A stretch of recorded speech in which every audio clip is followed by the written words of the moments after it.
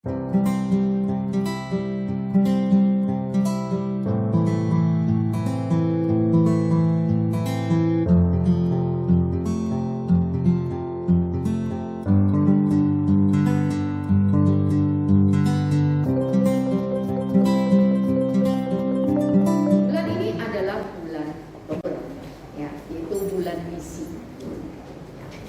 yakin setiap kita mengerti panggilan Tuhan atas kehidupan kita.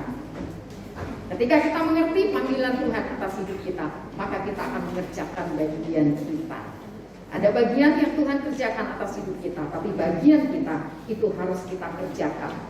Pada bulan Oktober, yaitu bulan ini, kita punya tema yaitu menabur hidup menuai jiwa. Apa yang kita tabur, itu yang akan kita tuai. Jadi tuaian itu tergantung dari benih apa yang kita tabur. Ya, kalau kita menabur benih cabai, kita akan menuainya buah cabai. Ya, jadi kalau kita menabur benih sawi, kita juga akan menuai sayur sawi. Tidak mungkin kita akan menuai sayur yang lain kalau benih yang kita tabur adalah benih sawi. Ketika kita menabur benih mangga, maka kita juga akan menuai buah mangga. Jadi tergantung apa yang kita tabur. Jika tema pada bulan ini menabur hidup menuai jiwa, ya, bicara soal hidup, apa yang ada di dalam hidup kita? Apa yang ada di dalam hidup kita ini? Tuhan memberikan banyak hal di dalam hidup kita. Kesempatan yang tidak boleh kita lewatkan. Di dalam hidup kita, Tuhan memberikan kita kesehatan. Tuhan memberikan kita kecantikan, kegantengan. Tuhan memberikan karunia. Tuhan menganugerahkan harta buat kita. Dan itu semua ada di dalam kehidupan kita. Dan apa yang kita mau tabur, sehingga ada banyak jiwa kita boleh tuai, kita boleh persembahkan bagi Tuhan. Ada sebuah keteladanan yang Yesus sampaikan buat kita semua. Dalam Yohanes pasal yang keempat, ayat 34 sampai 36. Yohanes pasal 4 ayat 34 sampai 36.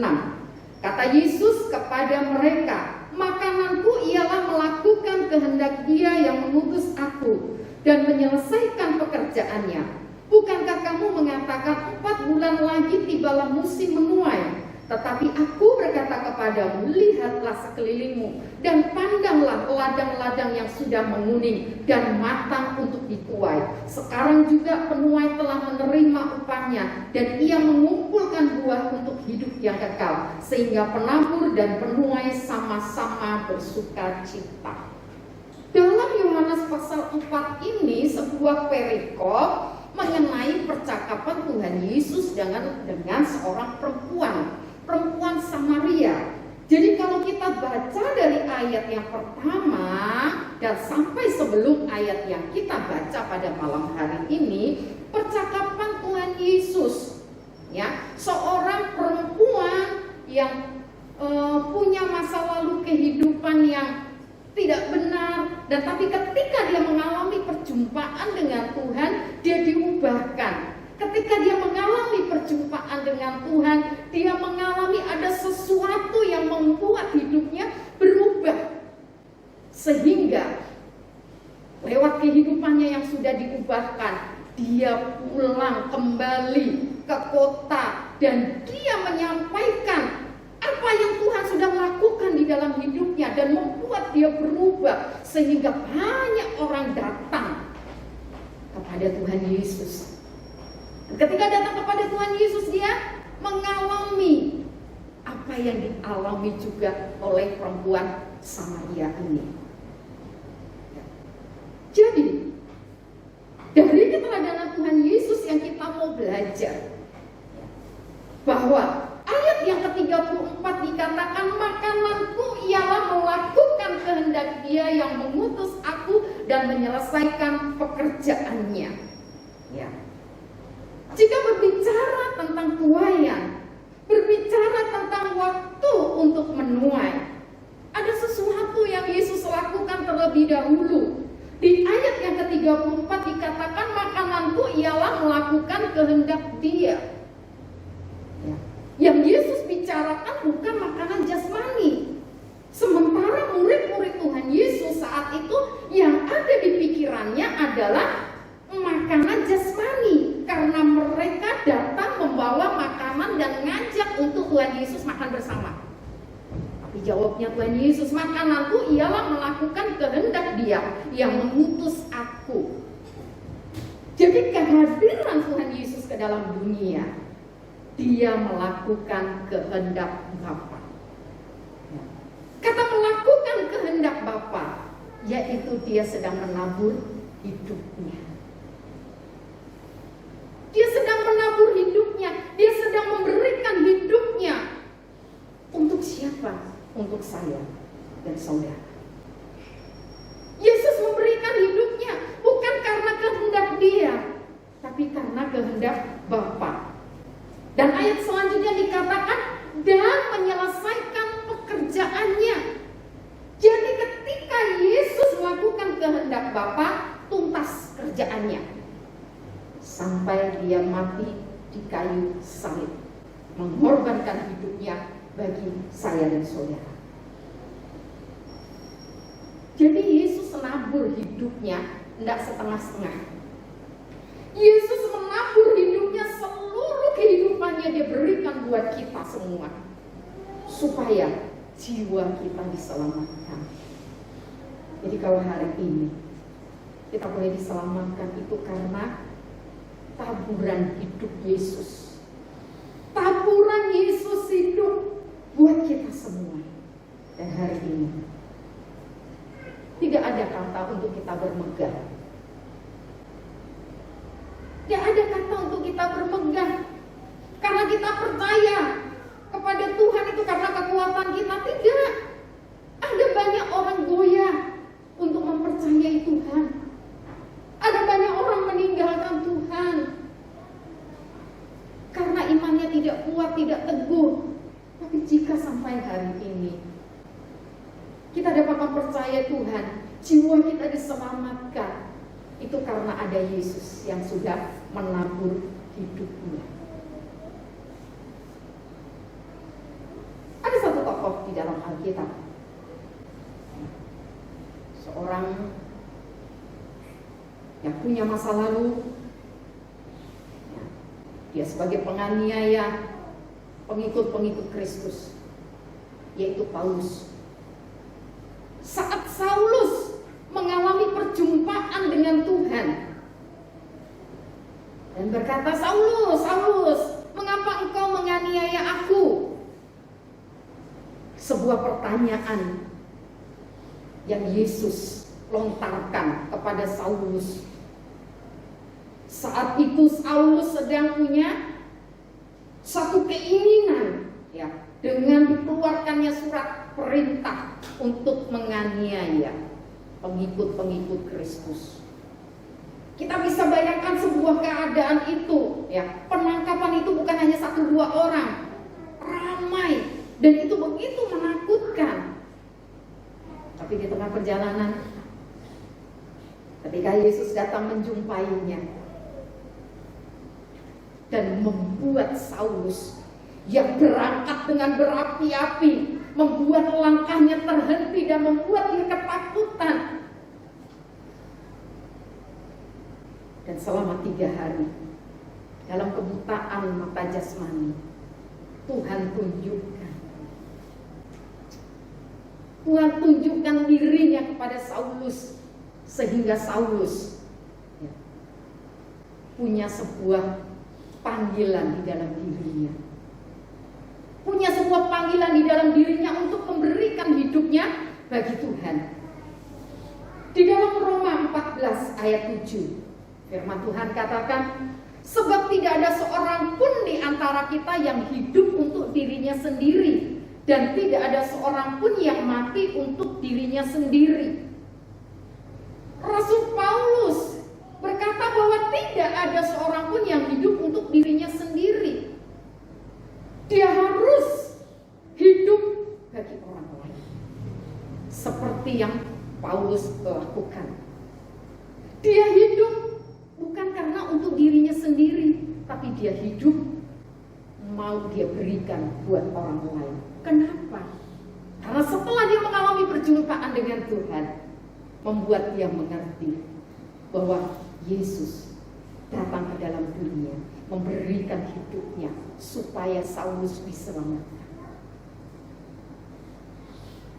Dan ini menjadi komitmen bagi Saulus, bahwa dia juga katakan, hidupku bukan untuk diriku sendiri, tapi dia mau berikan bagi Tuhan. Filipi 1 ayat 21 firman Tuhan katakan, karena bagiku hidup adalah Kristus dan mati adalah keuntungan. Rasul Paulus berkata, bagiku hidup adalah Kristus dan mati adalah keuntungan. Dia tahu hidupnya hanya dipersembahkan hanya bagi Tuhan saja. Setiap kita diberikan kesempatan hidup oleh Tuhan. Apa yang sudah kita alami bersama dengan Tuhan? Apa yang Tuhan sudah lakukan atas kehidupan kita? Masihkah kita mulai menahan diri kita, sehingga kita tidak mau menabur hidup kita buat jiwa-jiwa yang ada di kota kita? Mari berikan hidup kita. Yesus, Paulus siap memberikan hidupnya, sehingga ada banyak jiwa-jiwa boleh dituai bagi kerajaan Tuhan. Sebuah komitmen yang dilakukan oleh Paulus membuat banyak jiwa dimenangkan. Bukan hanya kalangan Yahudi, tapi kalangan Yunani juga. Dia bawa, dia persembahkan kepada Tuhan. Dia habis-habisan, dia berikan hidupnya. Dia tidak menyerah dengan keadaan yang ada. Meskipun dia dipenjara, meskipun dia dianiaya, tetapi dia terus berada di dalam perjuangan. Dia tidak mundur sedikit pun. Tapi justru dia katakan, karena bagiku hidup adalah Kristus dan mati adalah keuntungan. Seberapa besar, seberapa persen hidup kita yang akan kita berikan buat Tuhan? Jangan ragukan lagi. Saat Yesus sudah memberikan hidupnya bagi kita, mari kita teladani apa yang sudah Yesus kerjakan bagi kita, sehingga jiwa kita diselamatkan. Apakah kita cukup bahagia dan senang hanya jiwa kita yang diselamatkan? Kita masih lihat loh, banyak jiwa-jiwa yang belum terselamatkan. Ada banyak jiwa-jiwa yang terhilang. Sehingga Tuhan Yesus berkata di ayat yang ke-35, bukankah kamu mengatakan 4 bulan lagi tibalah musim menuai? Tetapi aku berkata kepadamu, lihatlah sekelilingmu dan pandanglah ladang-ladang yang sudah menguning dan matang untuk dituai. Tuhan Yesus membawa kepada kita untuk melihat ada jiwa-jiwa yang siap untuk dituai. Dan Tuhan mau agar kita tabur hidup kita. Tabur hidup kita untuk menuai jiwa-jiwa itu. Jiwa-jiwa sekarang sedang berteriak kepada Tuhan. Jiwa-jiwa sedang memohon pertolongan dari Tuhan. Dan Tuhan membutuhkan kita. Membutuhkan kita untuk melawat mereka. Membutuhkan kita untuk membawa mereka untuk datang kepada Tuhan. Ada beberapa nilai yang harus dimiliki oleh setiap penabur dan penuai jiwa. Saya tulis ada 3 T, ya, karena T semuanya. Yang pertama, teguhlah dalam iman. Ya. Seorang penabur dan seorang penuai jiwa itu harus memiliki iman yang teguh. 1 Korintus 16 ayat 13 firman Tuhan berkata, berjaga-jagalah, berdirilah dengan teguh dalam iman, bersikaplah seperti laki-laki dan tetap kuat. Ya. Firman Tuhan katakan berdirilah dengan teguh dalam iman. Jangan pernah goyah. Keadaan di sekeliling kita seringkali menggoyahkan iman kita, sehingga kita tidak tahu dan tidak mau ada di dalam rencana Tuhan untuk menjadi penuai. Tadi dari awal saya sampaikan bahwa tuaian itu tergantung dari apa yang kita tabur. Benih cabai yang kita tabur, kita akan tuai, waktunya paling hanya sekitar 3 bulan, 2-3 bulan kita sudah menuai. Tapi kalau pohon mangga, kita akan menuainya tunggu bisa 3-5 tahun. Jika iman kita tidak teguh, maka kita tidak akan siap untuk menuai. Lalu siapa yang menuai? Penuai-penuai lain akan datang menuai teluk belakang. Kenapa? Karena kita sudah goyah. Kita mulai ragu. Sebenarnya Tuhan panggil kami di sini enggak ya? Tuhan tempatkan kami di sini enggak ya? Saat kita mulai goyah iman kita, maka kita tidak akan pernah menuai jiwa. 2003, kalau kami waktu itu kembali ke Jakarta, mungkin tidak ada Teluk Batam, tidak ada GBI Teluk Batam. Kenapa? Karena kami sudah kembali.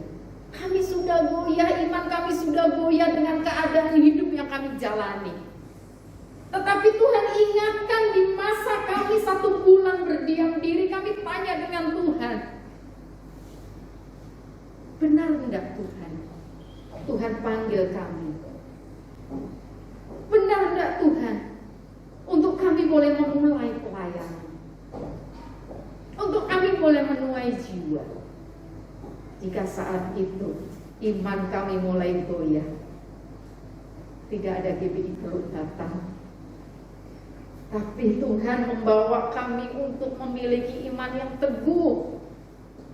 Dan mari memiliki nilai untuk tetap teguh di dalam iman kita. Jangan pernah tergoyahkan oleh apapun. Dunia boleh menggoncangkan, tapi iman kita tidak boleh tergoncangkan. Amin. Nilai yang kedua yang harus kita miliki untuk menjadi penuai, untuk menjadi penabur dan penuai jiwa, yaitu tekun dalam pekerjaan Tuhan. Dalam pekerjaan Tuhan itu ada banyak tantangan. Berapa banyak orang undur diri dari pekerjaan Tuhan, meninggalkan Tuhan, meninggalkan iman. Kenapa? Karena tidak sanggup untuk terus tekun, untuk terus giat. Ibrani 10 ayat 36 firman Tuhan berkata, sebab kamu memerlukan ketekunan, supaya sesudah kamu melakukan kehendak Allah, kamu memperoleh apa yang dijanjikan itu. Jadi firman Tuhan katakan perlu ketekunan. Untuk melakukan kehendak Tuhan perlu tekun. Ya. Ketekunan itu bukan hanya sehari 2 hari, tapi ketekunan yang kita lakukan bisa bertahun-tahun. Ya, bisa bertahun-tahun. Ketika Tuhan panggil kami untuk memulai pelayanan, 1 tahun kami hanya berdoa, nangis, tidak ada jiwa yang kami layani. Poin yang pertama, kalau iman kami tidak teguh, berapa kali kami berdoa, minta tanda kepada Tuhan, minta sebuah peneguhan dari Tuhan, dan terus tekun berdoa pagi, siang, malam. Jam 3 kami bangun, kita berdoa, minta penyataan Tuhan, minta peneguhan dari Tuhan. Meskipun ada kalanya goncangan dalam pekerjaan Tuhan membuat ketekunan kita mulai merosot, tapi firman Tuhan mengingatkan kita untuk melakukan kehendak Allah. Kita harus tekun sampai kita akan terima janji Tuhan. Ketika Tuhan sudah panggil kita, Tuhan menjanjikan atas hidup kita, Tuhan tidak pernah ingkar janji. Tapi tinggal pertanyaannya, masih tekun atau tidak kita? Jika kita masih tekun, maka kita akan terima janji Tuhan. Amin. Inilah yang ketiga, untuk menjadi penabur dan penuai jiwa, ya, yaitu tuailah jiwa bagi kerajaan Tuhan. Ketika kita menuai jiwa, bukan untuk diri kita, bukan buat organisasi kita, bukan buat pemimpin kita, tapi tuailah jiwa untuk kerajaan Tuhan.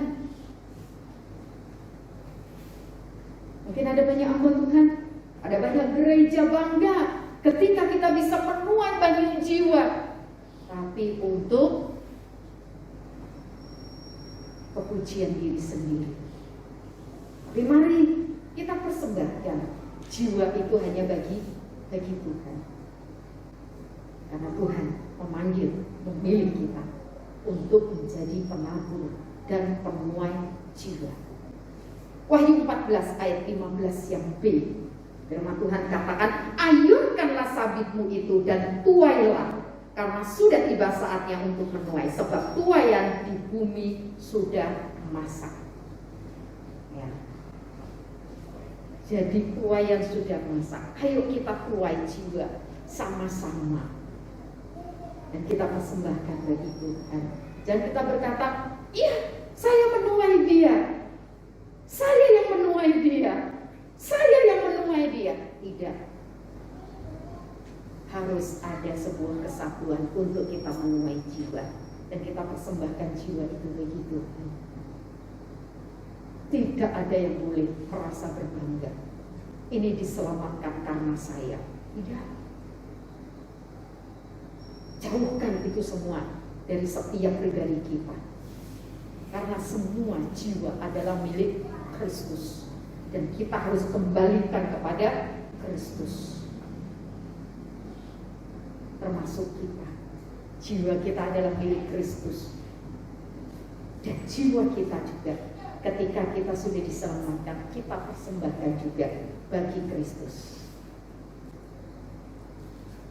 Yang terakhir, Yesus telah menabur hidupnya bagi kita semua. Sekarang menjadi pertanyaan buat kita, kini saatnya kita menabur hidup. Apa yang ada di dalam hidupmu? Apa yang Tuhan berikan di dalam hidupmu? Mari siapkan diri kita untuk menjadi penuai, untuk menuai jiwa-jiwa yang ada di kota ini. Amin. Siap jadi penuai? Kita tabur hidup kita dulu. Kita tabur hidup kita. Ya. Apa yang Tuhan sudah berikan buat kita, mari kita tabur. Mari kita persembahkan hidup kita kepada Tuhan untuk menuai jiwa-jiwa yang ada di kota Teluk Batang ini. Mari kita datang kepada Tuhan. Saya undang